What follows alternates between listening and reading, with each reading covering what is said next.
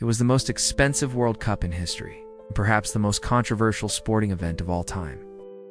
In 2022, the tiny desert nation of Qatar, with no real football legacy and a population smaller than most cities, hosted the biggest sporting tournament on Earth. For a month, the world watched, amazed, confused, inspired, and at times, horrified. How did this happen? Why did it happen? What did it cost? Not in money alone, but in human lives, dignity, and truth.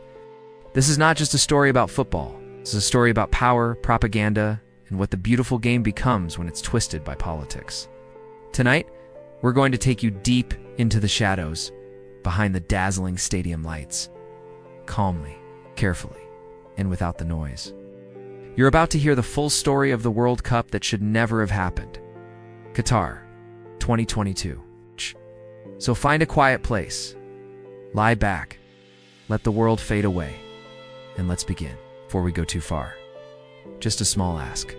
If you find yourself enjoying this calm but deep storytelling format and want more stories like this, please consider liking the video and subscribing. It's free, and it helps support this kind of content so I can keep bringing it to you.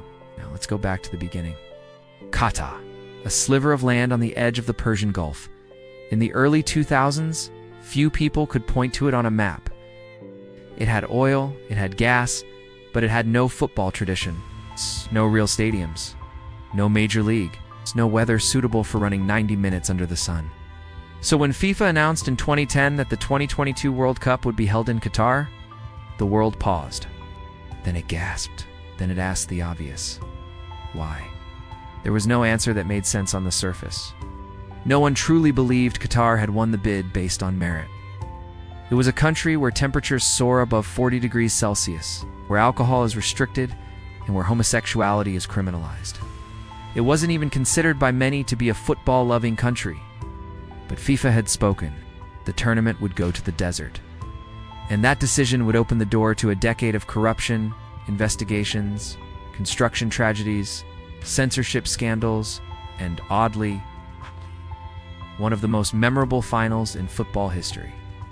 But before that final whistle, before Messi lifted the trophy, there were stories buried under sand and cement.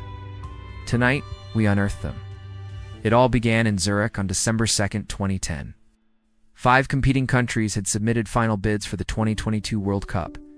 The United States, South Korea, Japan, Australia. The smart money was on the US. They had the stadiums, the infrastructure, the fan base, and the global influence. But when FIFA President Sepp Blatter pulled out the winning envelope, it read, Qatar. The room fell into stunned silence, then scattered applause, then confusion. Immediately, allegations of bribery began to swirl. Journalists raised eyebrows. Leaks trickled out. Within days, FIFA's already tarnished reputation took a massive hit. Why Qatar? The answer, many believed, was not found on the pitch, but in bank accounts, gas deals, and influence networks that stretched from Europe to the Gulf. Years later, multiple FIFA officials would be arrested.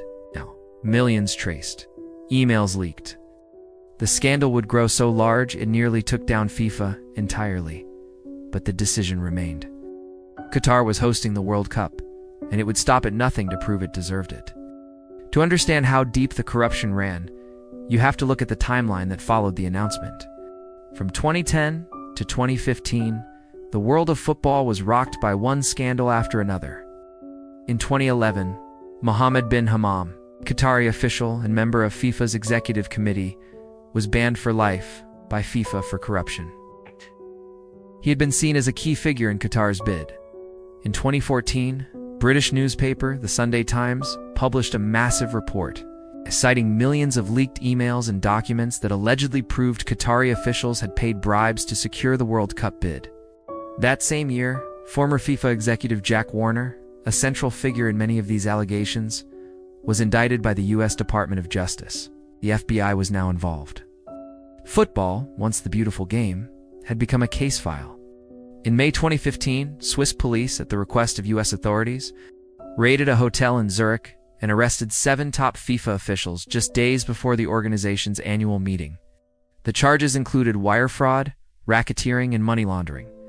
The arrests sent shockwaves through the football world.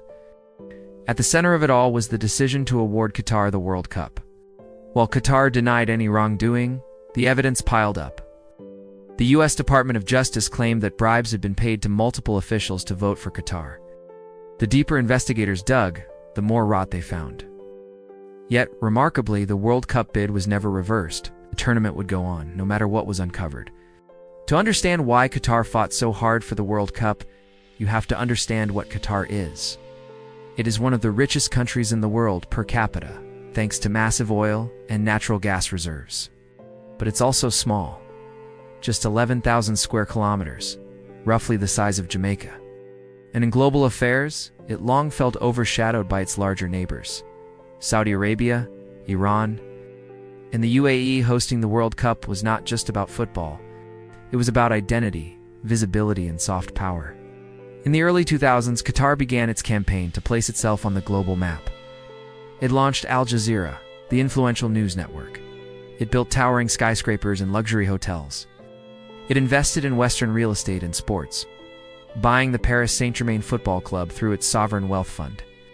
But nothing was as bold or as symbolic as hosting the World Cup. It was a global stage, and Qatar wanted to own it. The city of Lusail, which would host the final, was built nearly from scratch, a gleaming new urban center for a tournament that would last just 28 days. In 2010, it had none of the infrastructure required. No stadiums, limited public transport, almost no tourism sector, but it had money, endless amounts of money, and the will to build. Workers who complained were deported.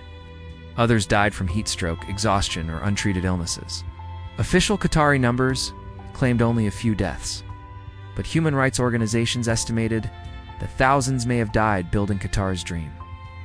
Some reforms were passed, but for many it was too little too late. These workers were promised good wages. Instead, many found themselves living in cramped, unsanitary conditions, working in extreme heat, and having their passports taken away. Amnesty International, Human Rights Watch, and dozens of other NGOs called for reforms, boycotts, and accountability. And behind it all, a silent workforce, largely unseen, made it happen. Recruiters in their home countries often promised high wages and decent living conditions. But when they arrived in Qatar, they were confronted with a different reality.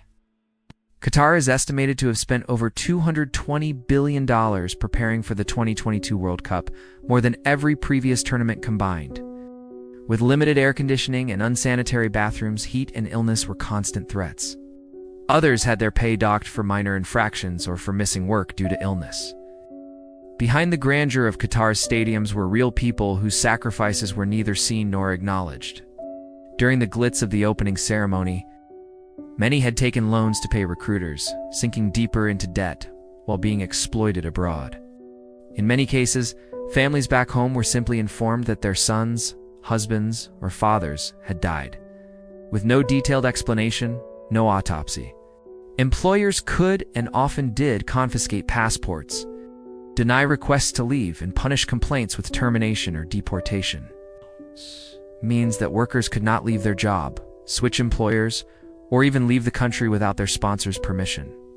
They claimed to abolish key parts of the kafala system, allowing workers to switch jobs and leave the country more freely. But the reality on the ground was different, and no compensation. The summer temperatures routinely exceeded 45 degrees Celsius. Yet many of these men worked outside for 10 to 12 hours a day, so it began the transformation. Entire cities were redesigned. Metro lines were laid down. Stadiums rose from the desert. Some companies found ways to manipulate the new laws through legal loopholes and informal pressure. But to many observers, it was simply about power and money.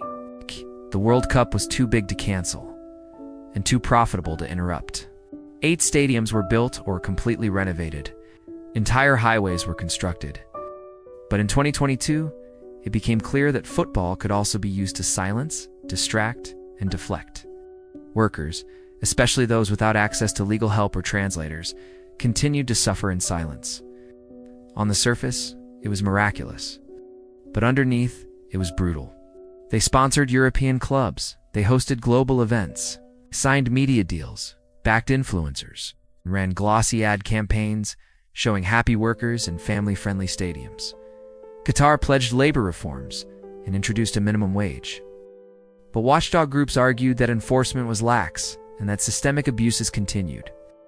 Most of the construction was done by migrant laborers from South Asia, Nepal, India, Bangladesh, Pakistan, and the Philippines. Documentaries were blocked. Journalists who tried to film migrant housing were detained. The protests, pain, and power plays were background noise, if they appeared at all. Hashtags were carefully managed. The story Qatar wanted told was told. And for many viewers around the world, it worked. It was a test and proof of how much control money could buy over truth in the age of algorithms. Behind the PR machine was a powerful apparatus of censorship and narrative control. Reports began to emerge of widespread abuse. Even journalists who criticized the regime often found themselves attending press conferences inside air-conditioned stadiums built on suffering. In the years leading up to the tournament, pressure mounted. Qatar made some promises. What was built looked beautiful. But the real cost was hidden in the shadows. Migrant workers were the backbone of Qatar's World Cup dream, but to many observers, they were treated more like disposable tools than human beings. These laborers came from some of the poorest parts of the world, desperate for work. Workers were often packed into overcrowded labor camps on the outskirts of cities. Deaths from heat exhaustion became a tragic routine. Stories of wage theft were also widespread. Some workers went unpaid for months. International scrutiny did lead to some changes. The human toll was enormous. At the heart of the abuse lay a system called kafala, a sponsorship model used in many Gulf countries. Under kafala, a migrant worker's legal status is tied to their employer. This created a structure ripe for exploitation. Qatar promised reforms in 2017 and again in 2020. Many workers still reported that their bosses withheld documents and threatened them if they tried to leave. The legacy of kafala is dark. The laws may have changed on paper. The power dynamics remain deeply imbalanced.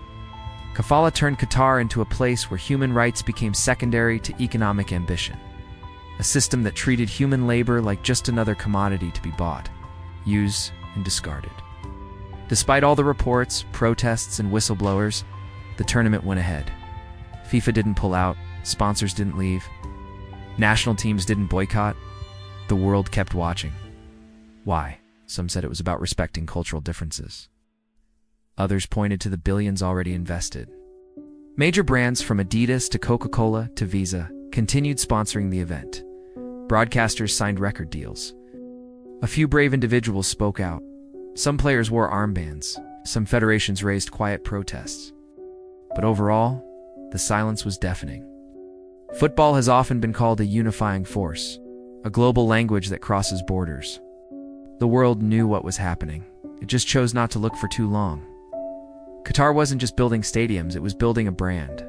From the moment they won the bid, Qatar invested heavily in shaping how the world perceived them. They called it the first carbon-neutral World Cup. They said it would unite cultures. They emphasized hospitality and inclusion. At the same time, critics who spoke too loudly were denied visas. Western influencers were flown in, treated to luxury suites, and encouraged to post positive content. Billions saw a well-organized, high-tech, glamorous event. Qatar's PR campaign wasn't just about the World Cup. It was a test and proof of how much control money could buy over truth in the age of algorithms. Qatar understood that image was everything. Beyond just building a PR campaign, they developed ways to suppress criticism entirely. During the tournament, journalists were followed. Some had equipment confiscated. A Danish camera crew was famously stopped by Qatari authorities while filming a live segment in public. Fan influencers who had been brought in to share positive stories were reportedly asked to sign contracts and agree to terms restricting what they could post. LGBTQ+ activists and fans who attempted to protest quietly were removed from venues. Security confiscated rainbow-colored items. At times, it felt like a silent war was happening behind the scenes. A war for control over what people saw, it felt, and remembered. The famous One Love armband, meant to promote diversity and human rights, was banned, leading to outrage and debate across Europe. Social media accounts critical of Qatar were throttled or taken down in some regions. Few issues sparked as much global discussion as Qatar's stance on LGBTQ+ rights. Leading up to the tournament, the government promised that everyone would be welcome, but that promise quickly dissolved under scrutiny. Homosexuality is illegal in Qatar, punishable by prison. Fans who wore rainbow items were stopped at stadiums. Security guards were seen removing items and refusing entry. Activists attempting peaceful gestures were escorted away. FIFA's decision to ban the One Love armband, worn by several European captains, was viewed as a capitulation to the host nation's demands. Budweiser, a longtime FIFA sponsor, had invested heavily in the event. Can the game truly be for everyone if it excludes some at its biggest stage? For LGBTQ+ fans and players around the world, it felt like their identity was being treated as a political inconvenience. Qatar is a conservative Muslim nation where alcohol is tightly regulated. Public drinking is frowned upon, and being drunk in public can lead to arrest. Everything, from chants to signage, was filtered through the lens of image management. But critics argued that the event was being sanitized, and that football's chaotic, expressive, sometimes messy soul was being trimmed to fit a carefully curated box. The episode highlighted the tension between global values and local laws, and forced football to confront a question it had long avoided, one of the most public-facing controversies. Surrounding Qatar 2022 was the handling of alcohol. Beer and football have gone hand in hand for decades in many parts of the world. Fans expect it. Sponsors depend on it. But just 2 days before the opening match, Qatar banned alcohol from all stadiums. The move sent shockwaves through sponsors and fans alike. FIFA had promised one thing. Qatar delivered another. Some worked 12-hour shifts in unbearable heat, without adequate breaks or medical support. Others were forced to continue working through illness and injury, fearing deportation if they complained. From a cultural standpoint, the decision was not shocking, but it raised deeper questions. Was FIFA ever really in control, or had they traded authority for access? The alcohol ban wasn't the only example. Dress codes, public behavior guidelines, and even fan celebrations were closely monitored. Qatar wanted to show the world a modern, respectful, orderly society. Dozens of hotels, a metro system, highways and bridges, an entire entertainment city in Lusail. The goal was to become a tourism and business hub, to shift from oil to ideas, to rebrand Qatar from desert outpost to global destination. Each of the 8 stadiums used in Qatar had a story, and not just in architectural terms. Lusail Stadium, where the final took place, was a glittering monument of steel and glass, built in a city that barely existed a decade earlier. The new metro line was sleek and efficient. The airport handled crowds well, but others, like the luxury hotels that sat half empty, hinted at oversupply. Al Bayt Stadium was designed to look like a traditional Bedouin tent, a cultural homage wrapped in ultra-modern infrastructure. But beneath the design and symbolism were more disturbing truths. He had scored hundreds of goals, but Argentina's heartbreak in 2014 still lingered. These stadiums were built on the backs of underpaid, overworked laborers, many of whom lived and died in silence. He played with grace, fury, and focus. He inspired a squad of rising stars and veterans alike. And then, the shootout. Workers reported being housed far from city centers, in labor camps with limited transportation. The stadium, so symbolic of controversy, was filled with pure football magic. While the stadiums stood tall and proud, the men who built them often vanished into statistics, anonymous casualties of a system that valued deadlines over dignity. International investigations tried to hold companies accountable. Some contracts were canceled, some fines were issued, but the majority of abuses went unpunished. For many, these stadiums will forever carry a dual identity, marvels of engineering and tombstones of the forgotten. Qatar spent more money on the 2022 World Cup than all other World Cups combined. It was a storybook ending in the unlikeliest of places.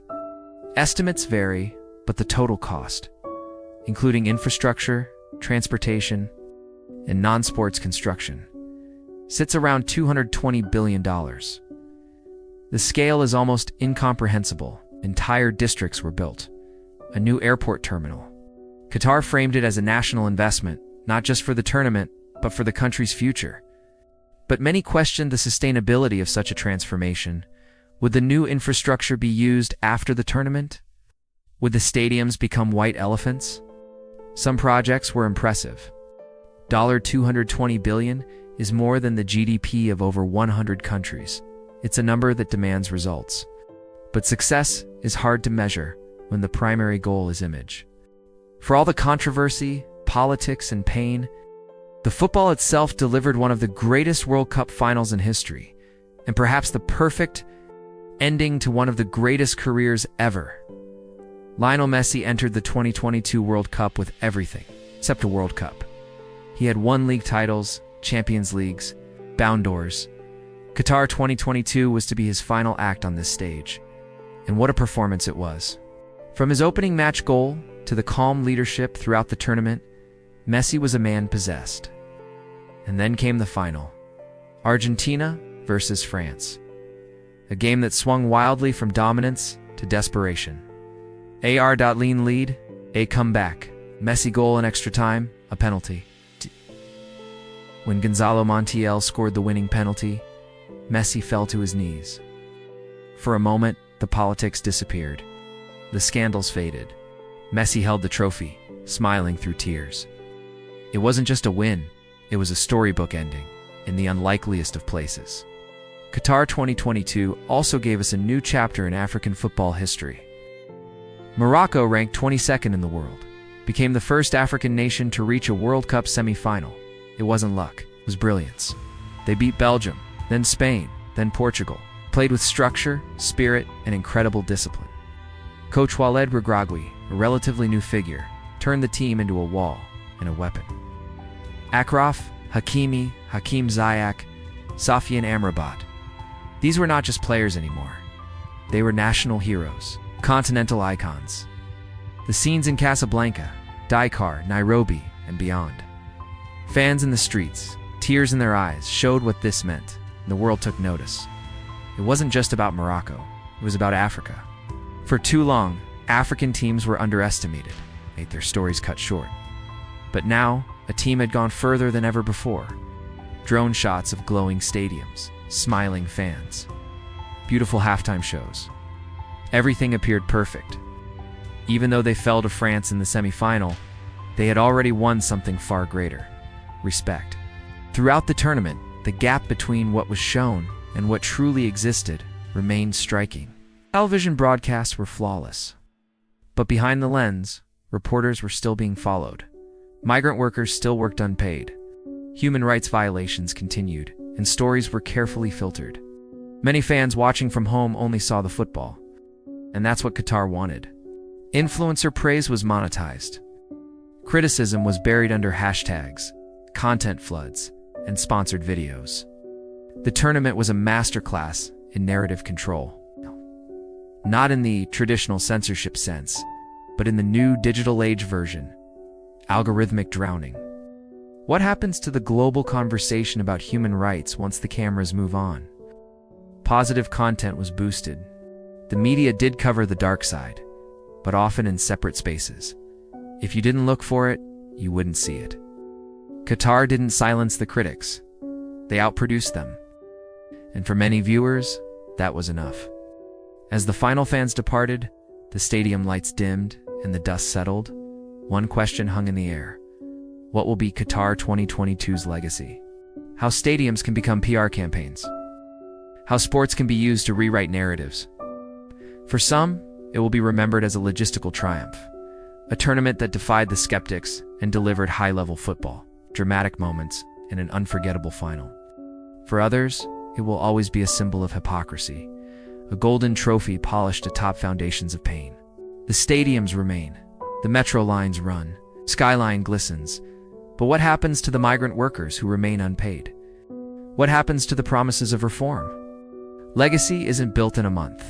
It unfolds over decades. Will Qatar use its platform to inspire progress? Or was this a one-time spectacle, engineered to mask deeper truths? The world may not remember every goal, but it will remember the questions. Qatar 2022 wasn't just about one country. It was about the future of football. The World Cup has always been a mirror, reflecting the world's politics, passions, and and priorities. In 2022, it showed us how deeply the game is now entangled with power. The term sports washing, once niche, is now mainstream. We've seen nations invest in clubs, tournaments, and athletes not just for love of the game, but for control of the conversation. But it did. And now, we decide what that means. So what comes next? Will more World Cups be hosted in authoritarian states? Will money speak louder than ethics? Or will football and its fans begin demanding more accountability, more transparency, and more courage? This World Cup was a crossroads. What happens next is up to all of us. So here we are.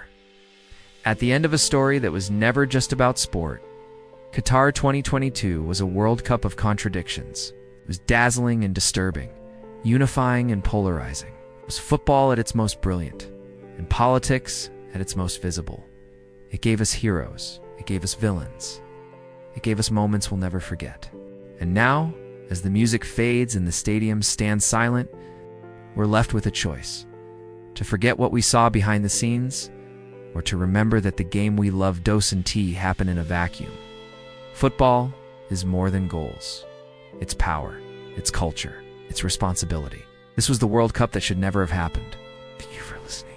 And if you found value in this calm, thoughtful journey through history, please like the video, subscribe, and join me for the next story. Until then, rest well. The game goes on.